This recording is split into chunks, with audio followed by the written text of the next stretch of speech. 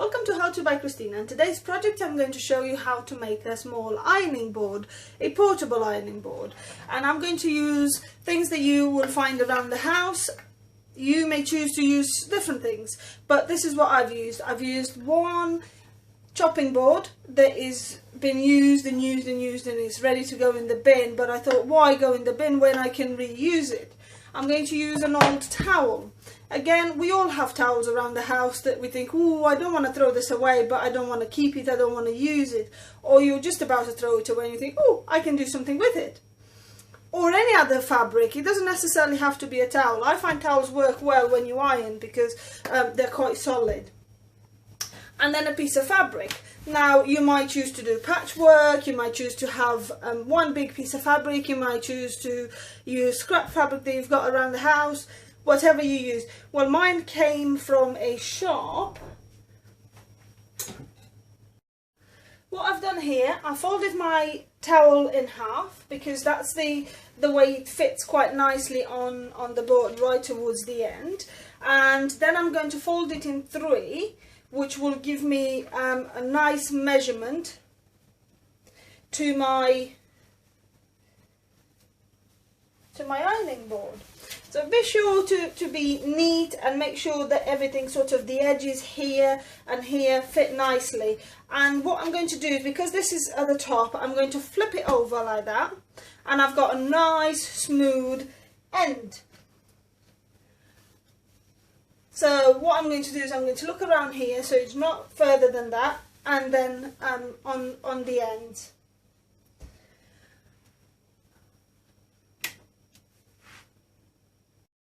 Sorry, I just got interrupted by the postman. I'm back.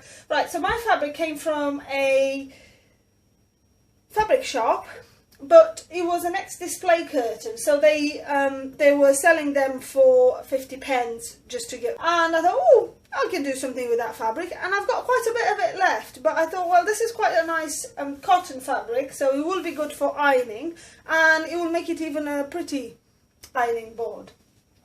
Which is why mine has already got seams in place of different sizes and so on, because it was a curtain. But because it's going to be at the back of the ironing board, it's not a problem. When you do yours, I suspect you will have to sew a seam first, which is what I would recommend, a 1 centimetre seam, nice and straight, and then that way it stops your fabric from fraying when you come to staple it at the other end.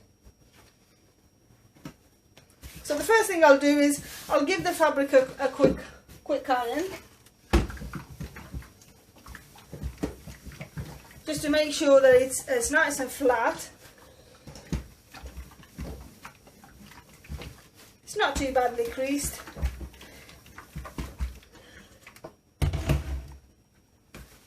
That's that. If you're wondering why I haven't done a seam here, is because this is going to go, when we come to staple, we're going to staple underneath the towel, and it's not going to be seen, so it's going to be a bit, which is why I didn't bother sewing it. I've got a staple gun. If you don't have a staple gun, you can use glue gun. Make sure that the glue is nowhere where the iron will go on, because obviously you don't want to ruin your iron. And we can start.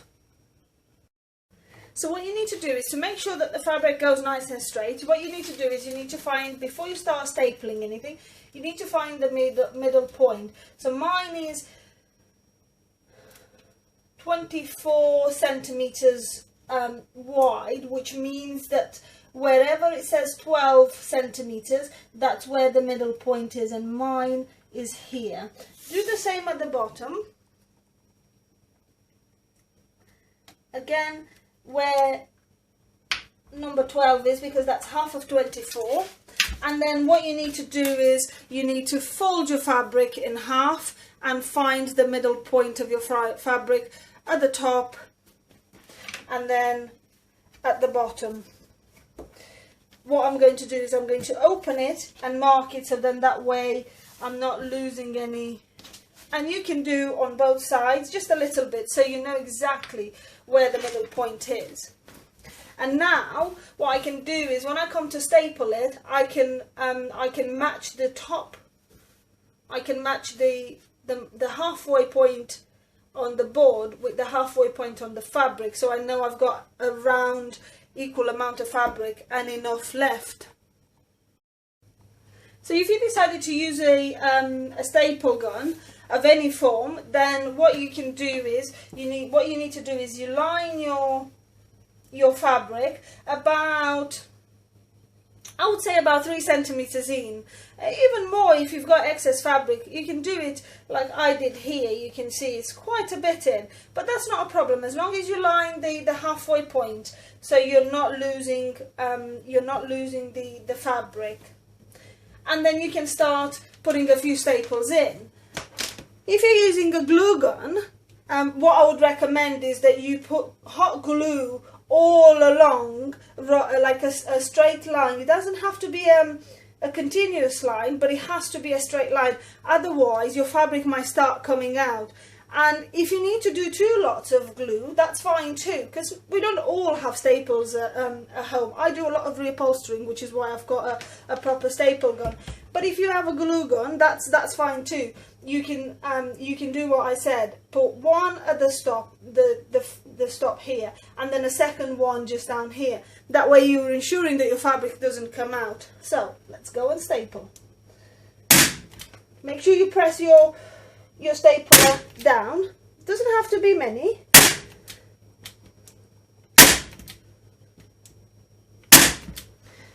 So I've put 1, 2, 3, 4, 5 staples in here. If I turn it this way, you can see it's very, very solid. If you were to want to be sure, you can put one more. You can always add more in between.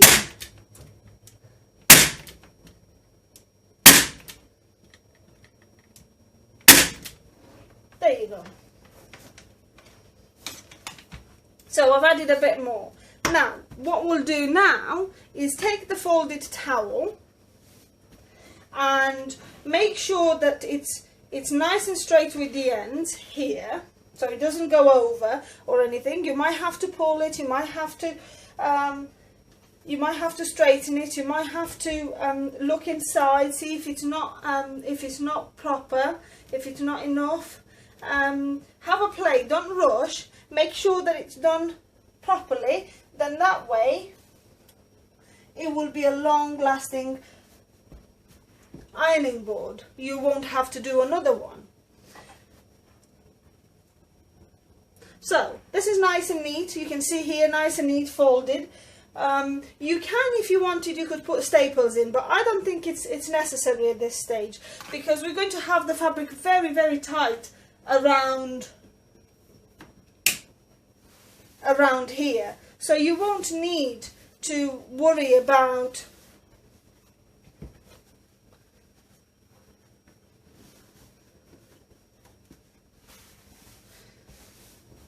so now that everything is neat and tight, we're ready to finish it.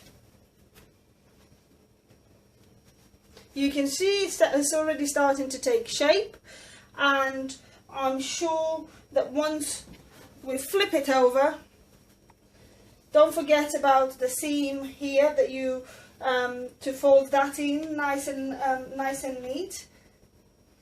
So you bring the fabric over, and what you can do is actually staple on the inside of the fabric so it doesn't show. But you do need to make sure that it's nice and tight, and all the edges and all that, all the ridges, everything is looking good, because you're the one who's going to be using it, and you want to like it, and you want it to last. So we'll put a staple here just to hold it in place, like that. And then we do the same on the other end.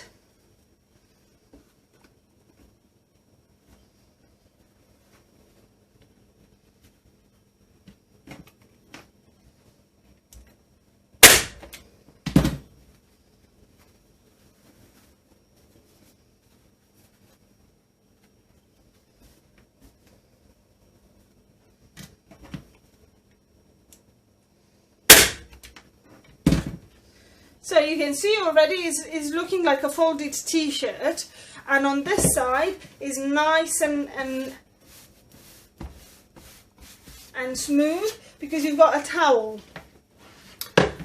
So what we need to do now is make sure that we fold in the end, and there's no really easy way of doing this other than you can either do what I do here and fold it a bit like a present, like that, and you still have a good one.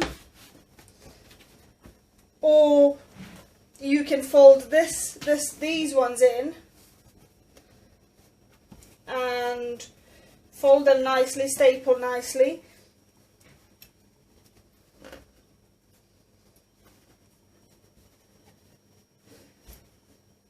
And connect them that way. Whichever way you do it is fine, as long as you make sure that you stretch your fabric to the max, so it's nice and flat in here. For the purposes of today, what I'm going to do is I'm going to do this. I'm going to stretch the fabric and I'm going to staple it. Again, you don't need many staples in, because it's not something they're going to throw around or sit on or anything like that, like you would do with chairs. It's just enough to hold it in place. Put one right at the end. Obviously make sure that your fingers are out of the way and the fabric is nice and tight, like that.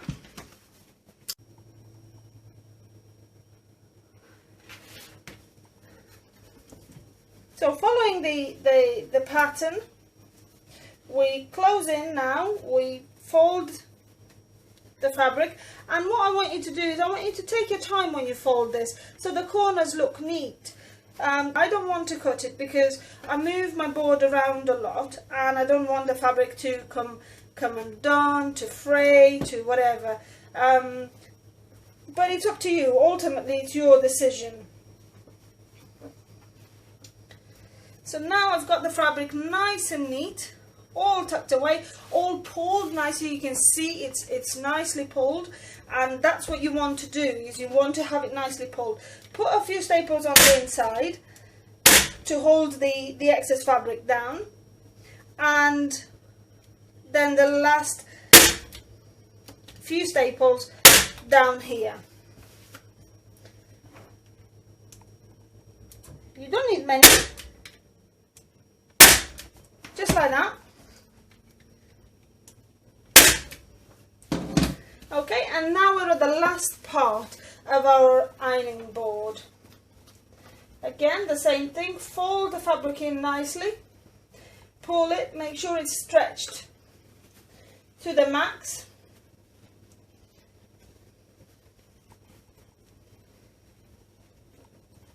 Because you want your ironing board to look nice and neat from anywhere, from which part, whatever. If you're hanging it, you don't want it to have too much bulk fabric, and it just looks nice if it's finished neatly.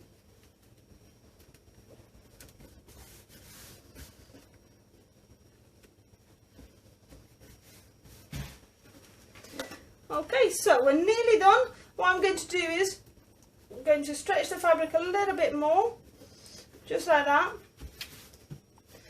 Yeah, and I'm going to put a couple of staples on the inside like we did with the other one, and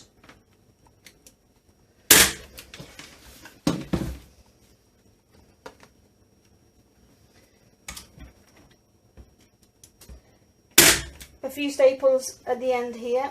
Make sure the fabric is nice and tight. There you go. So, I mean, if you wanted to, you could staple down here, or you could hand sew. It's up to you. I'm going to just put a few staples at about 5 centimeters distance.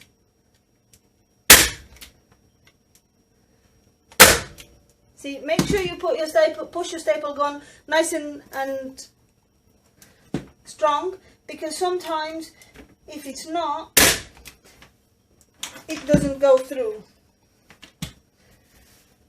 There you go. So, here's your ironing board. All done, nice. You can fiddle with it, you can use it, you can start using it straight away, and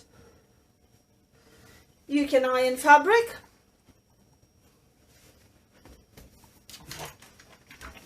Just like that.